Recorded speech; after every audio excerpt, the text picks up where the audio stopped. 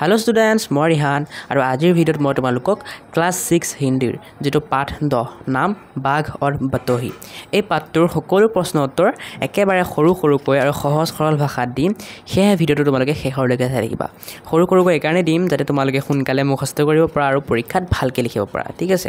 লগতে তোমালোকক ডাঙৰকেও দিম যাক ডাঙৰকৈ লাগে লিখি ল'বা আৰু যাক সৰুকৈ লাগে লিখি ল'বা ঠিক আছে এতিয়া তোমালোকে ভিডিওটো স্কিপ নকৰাকৈ শেষলৈকে চাবা কাৰণ মই কৈও দিম তোমালোকৰ পৰীক্ষাত কি আহিব কোনবোৰ ইম্পৰ্টেন্ট হয় কোনবোৰ নহয় কি নাহে ঠিক আছে সেই ভিডিওটো স্কিপ নকৰিবা প্ৰথম পালৈকে শেষলৈকে চাবা আৰু তোমালোকক যদি বেলেগ কিবা এইটো চেপ্টাৰৰ পৰা ভিডিও লাগে যেনেকৈ মাজৰ কোৱেশ্যনৰ ভিডিও এমচিকিউৰ ভিডিও বুজাই দিয়া ভিডিও তেন্তে মোক কমেন্ট কৰা যোনটোত কমেন্ট বেছি আহিব যিবোৰ যেনেকুৱা ভিডিওত কমেন্ট মানে যেনেকুৱা ভিডিও তোমালোকক লাগিব কমেন্ট কৰা যদি কমেন্ট বেছি আহে মই নিশ্চয় বনাম এটা দুটা কমেন্ট আহিলে নবনাও কিন্তু বেছিকৈ আহিলে বনাম ঠিক আছে सो इतना আমি অনুশীলনীৰ প্ৰশ্নটোবোৰ চাই লওঁ হা এতিয়া এক নম্বৰ প্ৰশ্নটো কৈছে আমাক বাঘ और बतोही कहानी को अपने शब्दों में बताओ মানে বাঘ আৰু बतोही কাহিনীটো তোমালোকক নিজে কি বুজি পাইছা খেয়া লিখিব দিছে ঠিক আছে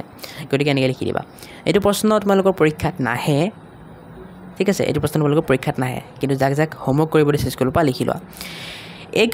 बूढ़ा बाघ शिकार नहीं कर पाता था एक दिन उसने एक सोने का कंगन देखा उसने सोचा कि इस कंगन के लालच में कोई आदमी आएगा तो उससे खा लूँगा कुछ देर बाद एक बतोही वहाँ आया बाघ ने उससे कंगन का लालच दिया बतोही लालच में आ गया और तालाब में उतरा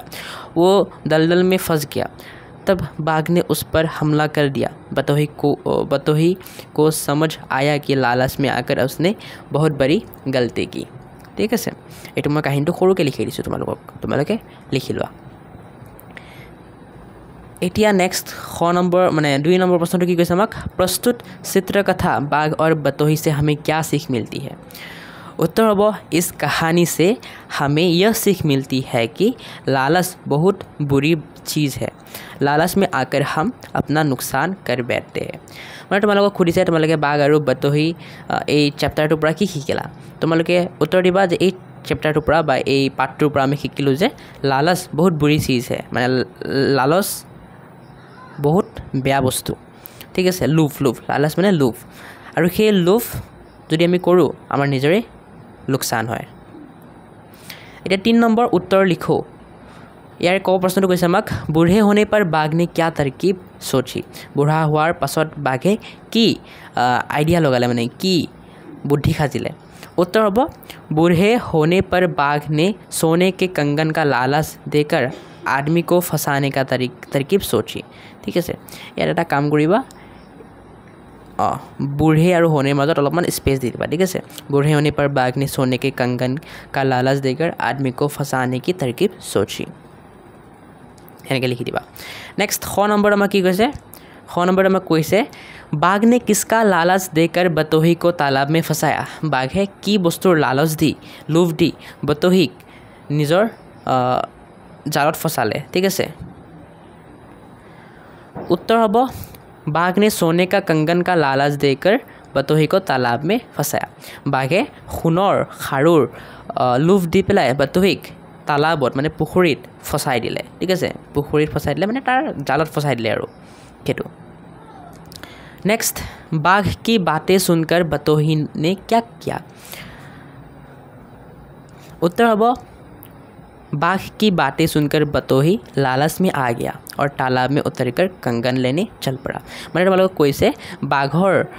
কথাবোৰ শুনি বাতোহিয়ে কি কৰিলে উত্তৰ হ'ব বাঘৰ কথাবোৰ শুনি বাতোহি কি হ'ল লোভত আহি গ'ল আৰু লোভত আহি পেলাই তালাব মানে পুখুৰীত জাপ মাৰি দিলে হয় কিয় কাৰণে कंगन ল'বৰ কাৰণে ক নম্বৰ तालाब में उतरते ही बतोही का क्या हाल हुआ तालाबत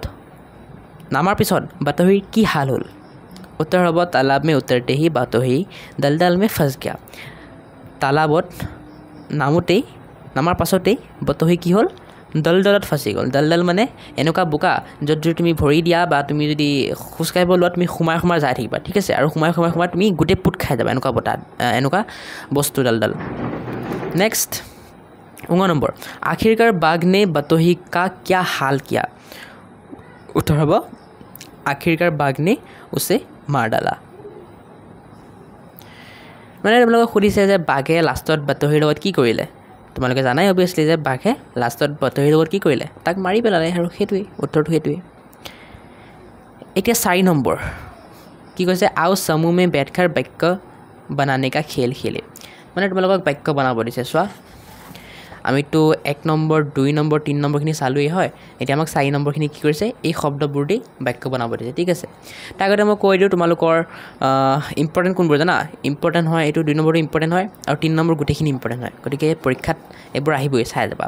বাকি 4 নম্বৰখিনিও ইম্পৰ্টেন্ট হয় ঠিক আছে 4 নম্বৰখিনিও চাবা বাকি 5 6 7 এবোৰ মই কৈ আছো কোনবোৰ ইম্পৰ্টেন্ট হয় কোনবোৰ চাব লাগে আৰু নালাগে পিছত লাহে লাহে কৈ আছো মই ঠিক আছে ভিডিওটোৰ যেতিয়া এবোৰ আনসাৰ দিম তেতিয়া লাহে লাহে কৈ যাম মই এতিয়া 3 4 আৰু 2 বহুত ইম্পৰ্টেন্ট পৰীক্ষাত আহিবই চাই যাবা এতিয়া 4 নম্বৰ বাক্য বনাওৰ प्रश्न माने उत्तरবোৰ আমি চাও किताब दे वाक्य बनावा मेरे पास एक किताब है गाय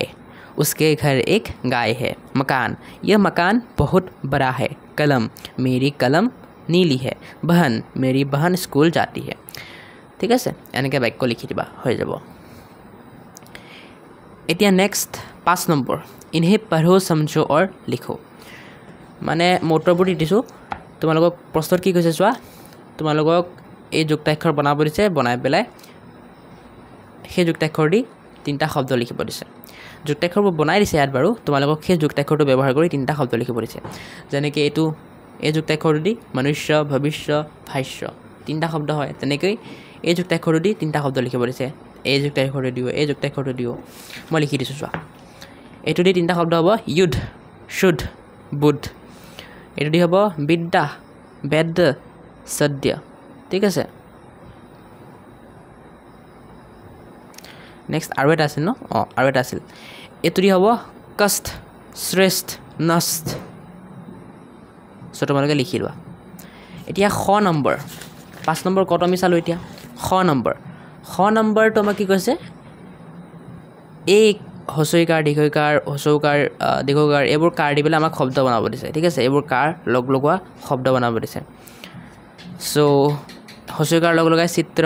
শিকাৰ কিতাপ এবোৰ বনাব পৰমি ইয়াত দি দিছে কাৰণে তোমালোকক দীৰ্ঘকাৰ লগাই এটা দি দিছে বাকি দুটা কৰিব দিছে তেনেকৈ বাকিবোৰ কৰিব দিছে সো উত্তৰ এনেকৈ লিখিবা লড়কিটো দিয়ে দিছে এটো লিখিবা दीपक भीतर बहुत सुबह सत्ती धूप पूर्ण खूबसूरत ঠিক আছে এবোৰ লিখিলে হৈ যাব এই যে ডাট কালাৰ কৰি দিছো সেইকেইটা এতিয়া তোমালোকৰ 5 নম্বৰটো ইমানটা ইম্পৰ্টেন্ট নহয় মানে 50-50 আহিব পাৰে না আহিব পাৰে ঠিক আছে একেবাৰে নাহে বুলি নকও আহিব পাৰে দেই গতিকে চাবা পাৰিলে চাবা আৰু নোৱাৰিলে নালাগে বাকি 7 নম্বৰখিনি আমি চাম তাৰ আগত 6 নম্বৰ কি কৈছে আমি চাই লো 6 নম্বৰ কৈছে আমাক तुम्हारा संदेश ठीक ही है मैंने जिंदगी में बहुत पाप किया है पर अब तक सन्यासी की सीख से बदल गया हो तुम आकर कंगन ले जाओ आओ सूत्रलेख लिखी माने एटु सूत्रलेख लिखिब दिसे तुमाक खुनि लिखिब दिसे सो एटु लिखिबा खुनि काबा कब दिबा तेও कब और तुमी लिखि जाबा सो एटु मनु की कम হয় গটিকে 7 নম্বৰ এটা আমি চাও 7 নম্বৰটো মিলোৱা মিলি মই ইয়াতে মিলাই দিছো চোৱা तालाब तो काলত মিলিব पोखर হয় आसमान गगन लालस लोभ स्वर्ण सोना बतोही पथिक ঠিক আছে মানে এবোৰ তোমালোকৰ কি জানা সমাৰ্থক শব্দ তালাব আৰু পোখৰ দুটা সেমে শব্দ হয় মানে দুটা অৰ্থ সেমে হয় খালি শব্দ বেলেগ বেলেগ তেনেকৈ আসমান আৰু গগন অৰ্থ সেম কিন্তু শব্দ বেলেগ মানে সমাৰ্থক শব্দ আৰু এটা আনটোৰ লগত মিলাব দিছে এতিয়া তাতো দেখাই দিছো কোনোবা যদি বুজি পোৱা নাই এনেকুৱা আজবোৰ তেয়াপা চাইলো পৰা তালাব তো পোখৰ আসমান গগন লালস লোভ স্বৰ্ণ সোনা বতোহি পথিক এতিয়া 7 নম্বৰটো কোনো বৰ ইম্পৰ্টেন্ট দেই পৰীক্ষাত আহি থাকে 7 নম্বৰটো তোমালোকৰ আহিবই পৰীক্ষাত গতিকে এটো নুছাকে না যাবা আৰু সহজে খালি চাবহে লাগে কোনটো মিলাব লাগে এতিয়া 8 নম্বৰটো আহে নিম্নলিখিত সংখ্যা को देखो और नीचे अक्षरों में लिखो মানে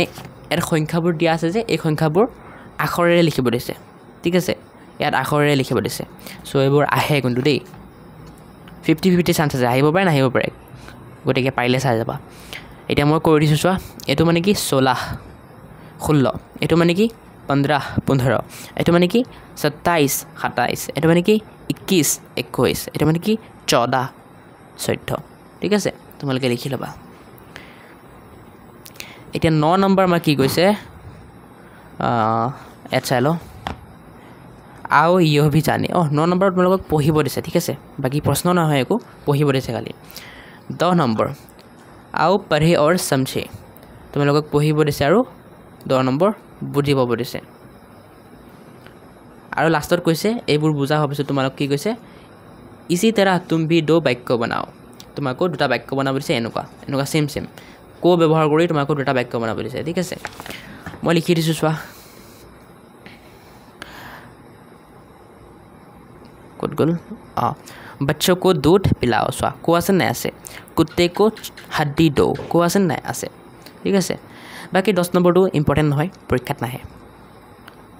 আৰু লাষ্ট আছে তোমালোকৰ 11 নম্বৰ শব্দ অৰ্থ ঠিক আছে এতিয়া মই কৈ দিও এই শব্দ অৰ্থবোৰ বৰ ইম্পৰ্টেন্ট তোমালোকৰ পৰীক্ষাত আহি থাকে এইবোৰে আহিব বুলি কথা নাই তোমালোকৰ যিমানবোৰ চেপ্টাৰ আহিব সকলো প্ৰায় মিলাই পেলাই 5 নম্বৰ মান তোমালোকৰ শব্দ অৰ্থ দিয়ে গতিকে শব্দ অৰ্থবোৰ চাবা ঠিক আছে এই কিতাপতে আছে এটো প্ৰশ্ন নহয় এই কিতাপতে আছে তোমালোকে পঢ়িব লাগিব মুখস্থ কৰিব লাগিব এবাৰ মুখস্থ কৰিবা এবাৰ পৰীক্ষাত প্ৰশ্ন আহে শব্দ অৰ্থ খুদিব সো এইখিনি আছিল আজিৰ ভিডিওটো নেক্সট ভিডিওত মই তোমালোকক